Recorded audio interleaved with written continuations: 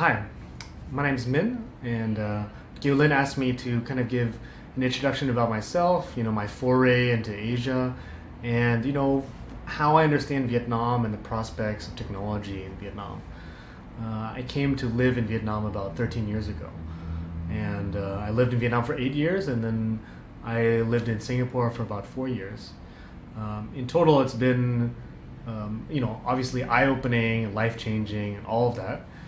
But when I first came out to Vietnam was when I was 4 years old. And so I guess I had a kind of a unique upbringing because my parents were doing a lot of nonprofit and charity work in Vietnam.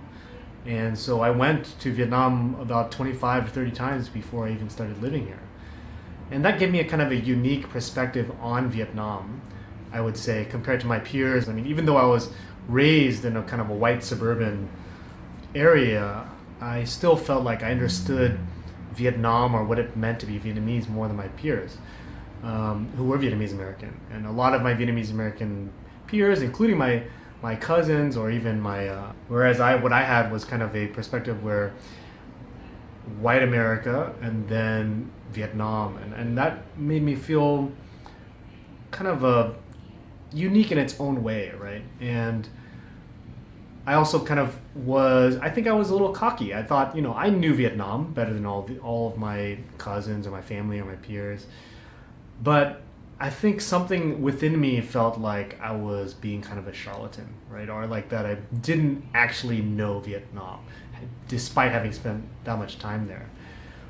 So I felt, I really wanted to get to know the culture. I felt like my language skills were not that great. What's unique about myself and a few of the other teachers or people working in the university at the time, was that we got to have a very rural experience as opposed to a lot of people who went straight into Saigon or straight into Hanoi.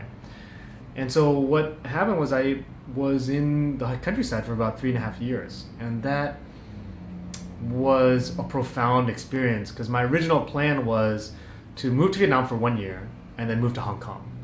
And that was like, okay, that's the dream, I would check out rural Vietnam, I'd check out one side of Vietnam, then I'd hop over to another Asian country, then another Asian country, in the process just get to know, a lot of Asia. But after a year in Vietnam, I was like, wow, okay, I knew nothing. The 25, 30 times that I moved to Vietnam, I had no clue what was going on. And so I decided, okay, I extend 1 year. And then I extend another year. And every year I felt like, okay, I understood things a little bit better, but I didn't actually feel like I understood anything. And I think that is what kind of kept me there for so long, is that, second year, third year, fourth year. By the time I was hit my third and a half year, I was realizing, okay, there's a glass ceiling, so to speak, to how far I can get in rural Vietnam. There was some kind of relationship between the culture, right? Because I was Asian, because I spoke Vietnamese, because I had a Vietnamese family, Vietnamese name, obviously I was allowed to behave in certain ways, but also not allowed to behave in certain ways. Moving to Ho Chi Minh City, to Saigon, was a window into the tech world. And when I came to Saigon, I quickly transitioned from startups into the tourism industry, and eventually I got into journalism and technology. And that was kind of a fascinating window. Let me say, what was fascinating to me about the window of technology into Vietnam was that the whole region, Southeast Asia, Singapore, Indonesia, Japan, Korea, and China and India, obviously, all of these countries are trying to catch up to the Silicon Valley, right? And each of their technology ecosystems are in different phases, right? You have Japan, which has got Sony and Nintendo and its whole generation. You have Taiwan with its semiconductor industry, Korea, which is a burgeoning mobile and video gaming industry, and Indonesia with its huge market, right? And then you have Vietnam, which has this tenuous relationship between the Silicon Valley, because There's people like myself who are Vietnamese Americans who grew up in the valley, who grew up alongside venture capitalists and engineers and founders.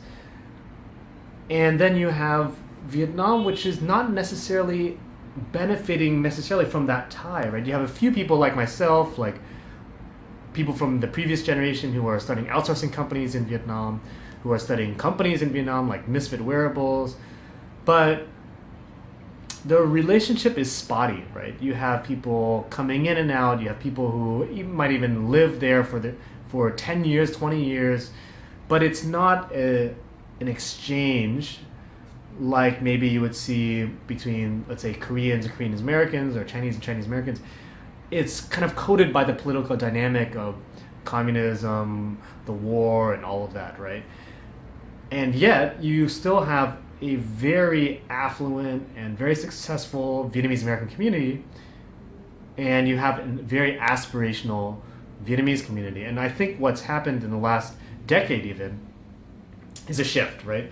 In that although Vietnam has been a laggard compared to the tigers, the Asian tigers like Korea, Japan, Taiwan, Hong Kong, Vietnam has managed to grow quite a bit. So the brands that I've seen that have come up, you have this really cool hipster even community of business people, designers, artists, and founders and technologists who are growing together as a community, right? Because although all of these are different industries, from medical to technology to artistry, they're mingling, and they represent a new class of young and aspiring Vietnamese, and that's really fascinating to watch. And that's exactly why I founded Vietcetera along with a few of my friends, was that we recognized that there was something happening. Let's say about 6 or 7 years ago, when I first got into the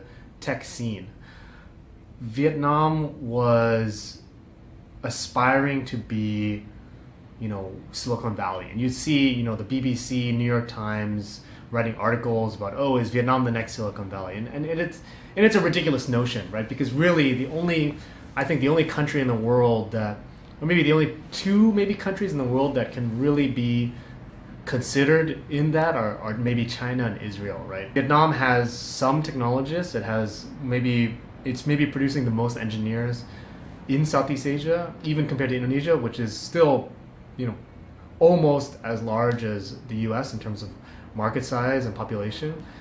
Vietnam still churns out more quality engineers than Indonesia, I would argue.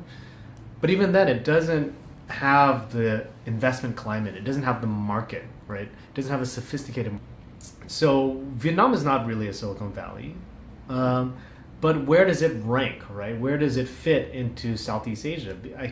Because when I moved from Vietnam to Singapore, the kind of realization, and when I started exploring technology globally and regionally, I started to see, look, Vietnam was a significant player because it is producing some companies here and there, or companies around the region are hiring Vietnamese engineers. But where does Vietnam actually rank in terms of consideration as a producer of technology, as an investment climate, as a startup climate? I would say it ranks as maybe 3 or 4 in a region, Southeast Asia, of about, I don't remember, like 13 countries or something like that. As my career developed, I started to look at tech journalism, and that was fascinating to me because Vietnam was evolving. Everybody around the region was evolving in terms of tech, and tech was kind of one of the fastest growing industries in all these countries and cities, because tech seemed to have this interesting balance between Silicon Valley as like a mecca, right? And honestly, Silicon Valley and the whole idea of startup and that whole world, I think, really kickstarted in 2007 when Steve Jobs launched the iPhone, and we started to see startup as a household word, right? And people wanting to be founders. And so when you see that interaction with different cities, from Thais to Vietnamese to Singaporeans, it's kind of caused those cities to kind of evolve a little bit and kind of absorb that culture. And you see that startup ecosystem, we want to be like the Valley. We want to compare ourselves to the Valley, right? And so that kind of intrigued me. And when I was, getting into journalism, I got access to seeing that broad stroke, right? How do all these cities change? How do these ecosystems get built? What kinds of companies and startups and people are building, and how does their culture, their local culture, impact their local startup ecosystems, right? And so that's kind of how I got into venture capital. And obviously venture capital is a risky and not so risky industry. It's an industry that gets to have a broad view on what's happening, especially in the economics of certain countries and what kinds of innovations are happening. So lastly, I want to talk about, what are the shortcomings and pitfalls, or even the positives or negatives about Vietnam's tech industry. I brushed on a little bit earlier. What's fascinating me about Vietnam's tech industry is how it's unique to itself, right? You have a very strong culture that has mathematics and education at its core, and that's developed an engineering culture. And that has resulted in outsourcing as a thing, right? You had a lot of Vietnamese Americans, let's say 20 years ago, came to Vietnam, started building up this outsourcing industry, and that kind of kickstarted this engineering industry. And then you start to see different companies and investors like IDG Ventures and Viet Capital, all of them investing in Vietnam as an opportunity. And it's created a lot of very cool dynamics, I would say, in how Vietnam has developed as a country. And Vietnam's tech industry is interesting because it started out with, I would say, this education culture, strong aptitude for math, and that, create this engineering culture. And you have Silicon Valley, you have a few people coming in and out of Silicon Valley, and there, it's even 20 years ago, and you start to develop this outsourcing industry, right? And then 15 years ago, you started to see people investing in Vietnam. And that kind of kickstarted, a very, very early engineering and startup culture that I would say maybe even was too early for its time in some ways, right? Startup wasn't really a thing. There wasn't a global investment culture like we see today until the last, say, even 5 years. And so Vietnam kind of puttered along very slowly to get to where it is today. And where is it today? It looks like a place that has quite a few, I would say, Series B, C, D companies, a handful of companies, maybe even a dozen or 20 companies that are valued over $100 million. And you have maybe 3 or 4 companies in the tech space that are valued at close to $1 billion, right? And then you have this whole crop of very, very, very small companies that are coming up. And the problem for Vietnam has been that, look, there is not enough management, right? There's not enough, not only is it not enough management locally, but also not enough international management that can bring Vietnamese companies and leadership that can bring Vietnamese companies across the region, right? So you don't have a lot of Vietnamese companies that are playing at a regional level, which, countries like Malaysia, Singapore, or even Indonesia have managed to produce. And that results in much more valuations, much more money, much more investment. And Vietnam has kind of not been able to benefit from that, right? Although Vietnam, I think, produces maybe the best engineering culture and has the largest engineering ecosystem in Southeast Asia, the problem is that that engineering culture is still quite young relative to, say, even China, Israel, and obviously the US. And so you're not going to have a lot of people who are doing very deep types of technology. And there's hope here and there, right? You see AI startups here and there, or blockchain startups, which are arguably deeper types of technology. So that has been hampered, right? And so you see that although there is a broad and large engineering culture, there isn't always the depth that you would hope it could have. Have a big problem with trust, and this is kind of a fundamental issue that isn't just within the tech industry, right? If you have a trust problem, right, which is that you work with somebody, you don't know whether or not you can trust them, you create a very insular type of business culture where you don't know if who you are going to do business with is going to honor that deal, or you want to start a business. Would you give that person the money? Are they going to run away with it? Are they going to take advantage of you in some way? And that culture has kind of hampered Vietnam in other ways, right? It makes it harder for foreigners to play in this environment, to invest in this environment.